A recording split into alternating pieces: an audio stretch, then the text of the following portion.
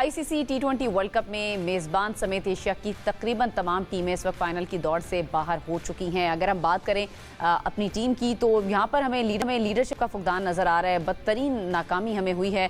बहुत सारी तब्दीलियाँ जो की जाने की खबरें इस वक्त सरगर्म हैं और ये भी कहा जा रहा है कि शायद कप्तान के सर पर भी तलवार लटक रही है, उनको भी तब्दील किया जा सकता है। अच्छा, ये मैच की बात करते हैं। कल के मैच की जो हुआ न्यूजीलैंड और श्रीलंका के दरमियान, जिसमें श्रीलंका को 61 रन के एक बड़े मार्जिन से शिकस्त हुई और इस तरह से श्रीलंका ऑफिशियली इस टूर्नामेंट से बाहर हो गया। और इस टूर्नामेंट से बाहर होने के साथ ही पाकिस्तान के लिए भी मजीद मुश्किलात बढ़ गई हैं, यानी जिन पर हम रिलाय कर रहे थे वो टीम खुद भी बाहर हो चुकी है।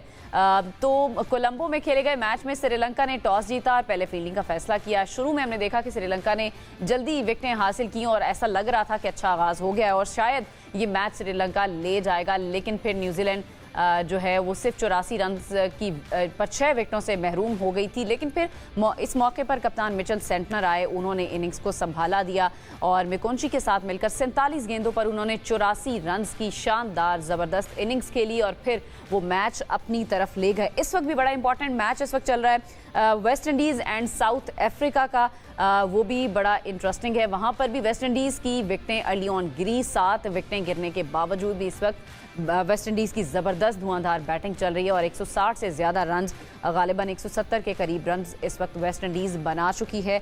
अब देखते हैं कि वेस्ट इंडीज़ क्या साउथ अफ्रीका को टारगेट देगी।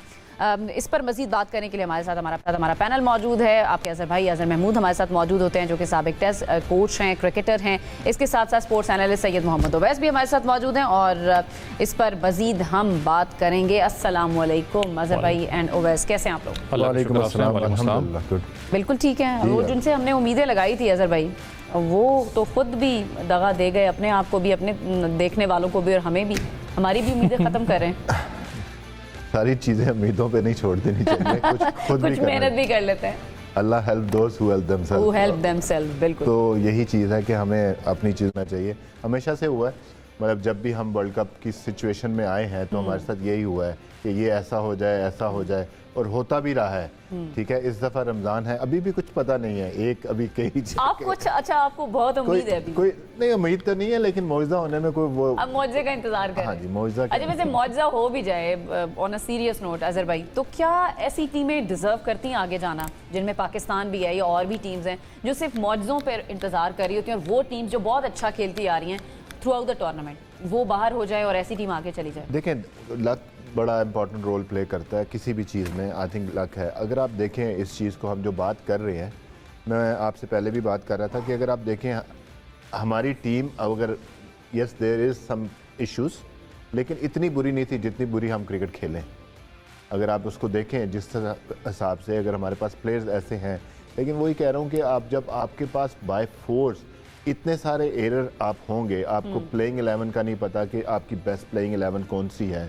आपने जो 15 सेलेक्ट कर ली है, दैट्स फाइन, फेयर इनफ, लेकिन एटलीस्ट उसका यूटिलाइज तो बेहतर होना चाहिए, उसकी थोड़ी सी टैक्टिक्स बेहतर होनी चाहिए, उसकी प्लानिंग थोड़ी सी बेहतर होनी चाहिए। वो फुकदान नज़र आया हमें, क्योंकि आपने कभी, सबसे बड़ी बात कि फ़खर को आप लेके गए और आपने उनको बेंच पे किया।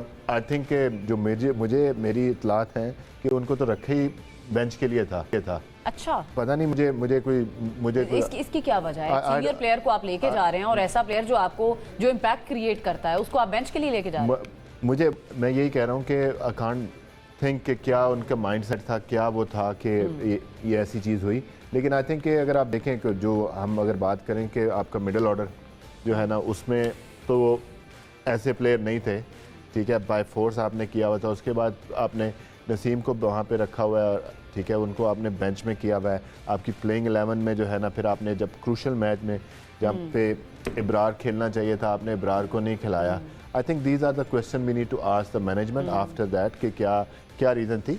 उनकी भी बात सुने, क्योंकि हम अपने हिसाब से बात करें, जितने भी लोग टीवी चैनल्स पे बैठे हैं वो अपना है। आई थिंक उनका पॉइंट ऑफ व्यू देखें, उनका भी सुने कि उनके दिमाग में क्या है। लोग सुनने को तैयार नहीं है ना। अब हर दफ़ा हम लोगों की भी और सारे देखने वालों की भी बस हो गई है ना। हर टूर्नामेंट में एक ही जैसी परफॉर्मेंस, एक ही जैसे सवाल और उनका कोई जवाब नहीं होता। देखिए, ये क्यों होता है, मैं कल भी बात कर रहा था, ये क्यों होता है? क्योंकि हमें जब हम बात करते हैं, टूर्नामेंट की बात होती है, उसके बाद हम एक जो है ना स्क्रूटनी बना देते हैं, एक टीम बना देते हैं, ये डिसाइड करेगी। प्लेयर्स का फ्यूचर हो, कोचेस का फ्यूचर। ऐसे ऐसे काम नहीं चलने वाला। अब ये आपके पास हो गया है, now this is a time to sit down and think about कि हमें क्या मसले कहाँ पे हैं। हमें T20 में, अब देखें हर क्रिकेट में ना, हर क्रिकेट की एक अपनी क्वालिटी है। ODI क्रिकेट है, टेस्ट क्रिकेट है, ओके, T20 क्रिकेट, चले T20 क्रिकेट है तो उस पर बात कर लेते हैं। Okay, where we lack. अगर आप कल का मैच देखें, ठीक है, आप देखें कि 6 विकेटें गिरी हुई हैं 80 रन के ऊपर। आप उसके बाद वहाँ पे अपने आप को उन्होंने चांस दिया, कैप्टन ने एंड मकोंची ने अपने आप को चांस दिया एंड देन उन्होंने एक ऐसा टोटल कर दिया। आज के मैच में भी हम देख रहे हैं कि वेस्ट इंडीज सेम 7 विकेटें गिरने के बावजूद भी स्कोर देखें कहां तक ले गए। रेजिलियंस जो बात है ना, रेजिलियंस, इनमें रेजिलियंस नजर आती है। इसमें नेवर अ डल मोमेंट वाली बात आती है, नेवर गिव अप वाली बात आती है कि आप जब ऐसी सिचुएशन होती है और अपने आप की अपनी स्किल को बैक करते हैं। हमारा मसला क्या हुआ है कि हमारा मिडिल ऑर्डर, हमें देखना पड़ेगा कि हमें अपने प्लेयर्स को, आपने टैलेंट आइडेंटिफाई कर दिया, ठीक है जी, डोमेस्टिक हमारा मसला है, फलाना हमारा मसला है, ये आप हाई परफॉर्मेंस सेंटर में बुला लें और इसके ऊपर काम करें कि जी हमने पावर हिटिंग के ऊपर काम करनी है। पावर हिटिंग के लिए प्रॉपर बंदे देखें कि कौन ऐसा प्लेयर है जिसको हिटिंग एबिलिटी है, काम करें और उसके ऊपर पावर और हिटिंग जबरदस्ती पावर हिटर्स ना बनाए। जैसे बाबर को फोर्सफुली कहा जा रहा है कि आप पावर हिटिंग करें, आप जोर से मारें। सॉरी इंटरप्ट जी, मैं आपकी तरफ ही आने लगी। जो भी अजहर भाई बात करें, जो कैंप्स लगते हैं खास करके हाई परफॉर्मेंस सेंटर के अंदर, मेरी हमेशा एक ही शिकायत रही है, बहुत अरसा हो गया ना, लगते तो रहते हैं, आपको पता है, कभी लगते हैं टॉल फास्ट बॉलिंग को बॉलर्स का कैंप लग जाता है, कभी विकेट कीपिंग स्किल का कैंप लगता है, कभी जैसे भी पावर हिटर, एक अल्फाज आपको पता है 3-4 साल ही हैं ये जो एक सर्किट के अंदर आया, हाँ, उसके